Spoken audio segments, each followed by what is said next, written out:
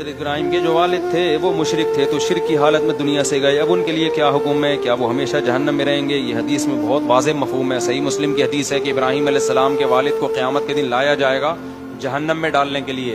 ابراہیم علیہ السلام اللہ سے کہیں گے، اے اللہ تو نے مجھ سے وعدہ کیا تھا کہ تو مجھے قیامت کے دن رسوا نہیں کرے گا، تو اس سے بڑی رسوائی کیا ہو سکتی ہے کہ میرے باپ کو آگ میں ڈالا جا رہا ہے؟ تو اللہ کہیں گے، اے ابراہیم میں نے مشرک پہ جنت حرام کر دی ہے، میں تجھے رسوائی سے بچانے کے لیے یہ کروں گا کہ ابراہیم علیہ السلام کے والد کی شکل تبدیل کر دی جائے گی تاکہ ابراہیم علیہ السلام کو والد کی یاد نہ آئے، تو ان کی صورت تبدیل کی جائے گی۔ تو قرآن و سنت نے 2 اور 2 4 کی طرح یہ مضمون واضح کر دیا ہے کہ شرک میں کسی کی رشتہ داری کام نہیں آئے گی، اس لیے اپنی جانوں پہ رحم کرو میرے بھائی۔